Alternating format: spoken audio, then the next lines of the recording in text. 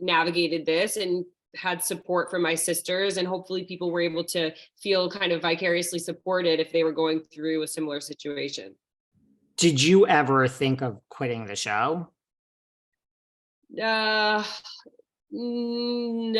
I never thought of quitting it, but I was really trying my best to be like, I don't want to show this part. I don't want to show this part. And then in the end, like basically what it came down to is that like, you either are going to show everything or you're not going to show anything. So I made the commitment to be like 100% because we had to take, it was a chance. I knew that if I was going to take it, I was going to have to do it 100%. You only get one shot. And this is my truth. And I think that it can be an inspiring story for other people who are going through divorce.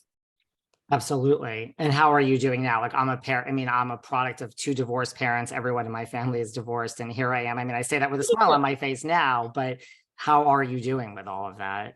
It's tough. I mean, every day, I'm still navigating it. I don't feel like I'm at the other end where I'm able to speak on it like it was a thing that happened in my past, because I am still navigating it and with my 2 kids. But I think if I think of it one day at a time, knowing that I'm doing what's best for everybody involved, and just keeping that focus, I feel pretty strong. I've had to make a lot of like life tweaks in order just to stay strong, because you need to be sharp in your mind and your body in order to like make the best decisions every day, get along with people that you don't necessarily want to get along with all the time, and just, yeah. So Absolutely. What about Sophia? We see in the coming attractions, you're contemplating moving to New York. I mean, where I'm in New York. Where is that? Are you officially in New York now? I'm gonna say we might be giving it away by the fact that I'm not sitting with my sisters right now. I did move to technically New Jersey, right outside of the city though, so I go in often. And I primarily moved just, my relationship with my boyfriend got more serious. I was traveling back and forth so often. Olivia was evicting me at the same time. So that's not now I'm on the true. East Coast. No, but like kind of. Listen, once there's a lock on the door to the closet, it's all, that's maybe when it's time to move, Yeah. right? It came to a point where like I've had roommates since college. I just wanted to feel like I had a space that was mine and not just one room and like in my sister's house, which I was very lucky that I got to live there, and living with your sister is something you can only do when you're young. So I think that was always, it's going to be really fun to have those memories, and I'm still there very often. But it is nice to also have my own space.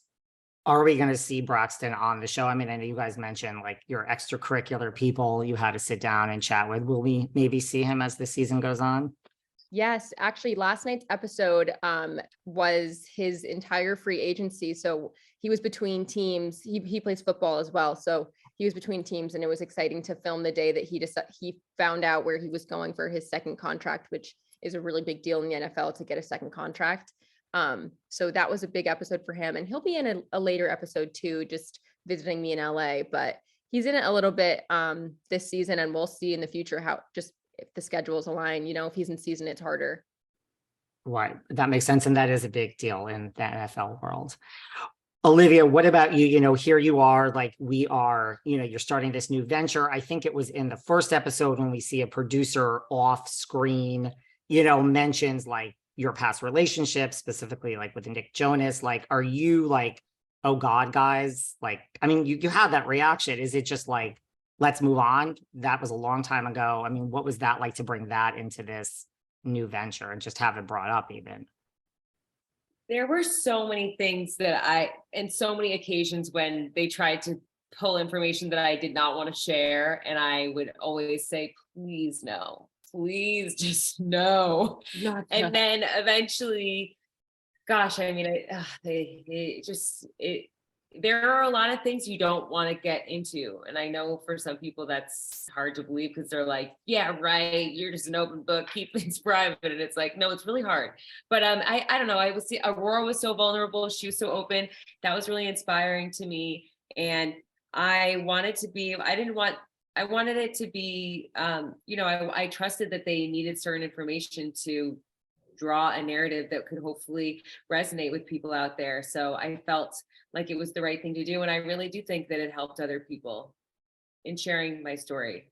I think so too. And before we move on from this topic, like just in general, why do you think people are so obsessed with celebrity? Like it was a relationship like anything else. You broke up. Now you've moved on. You have a new boyfriend. Like, and this isn't shading the producers. I'm just saying like the world. Like, why do you think people are so obsessed with like celebrity and who's dating who and like the public eye? Like, why does that keep coming up?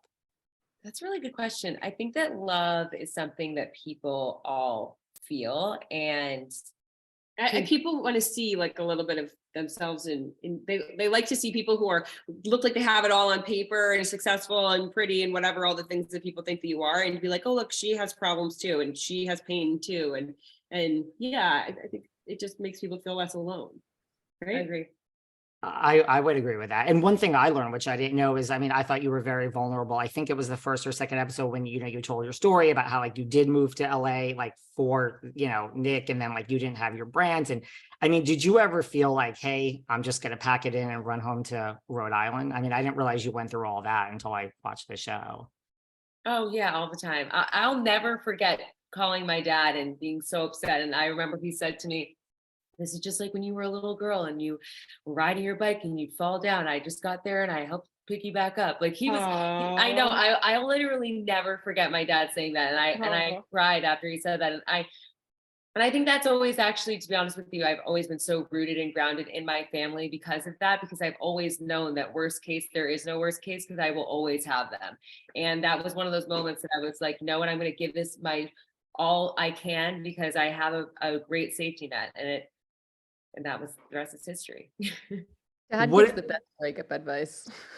He does give good breakup advice. Where Don't mom go to is like, mom. get over it. Do not go to mom. Yeah. It's good that you can go to your father for these things. What about, we also saw in last night's episode, we saw your, mentioning that, Olivia, that you're ready to have children and your boyfriend isn't exactly ready. Like, where are you with all of this now, like since filming, and where are you today with this? I don't want to give away too much, because in the following episodes, you will see the arc of all of that. It has a little something to do with Shmamora. What? It rhymes with Shmamora. No, something to do with you. What? Okay, I don't know what you're talking about. I don't want to give it away, but you just always paved the way for me and showed me what things. I don't know what she's talking about. Well, don't give too much away. Would you ever, I'm just curious, would you ever consider just, having children? I mean, I know you're in a serious relationship. Would you ever consider having children on your own? Well, I do feel like women who make decisions on their own are incredibly inspiring and empowering.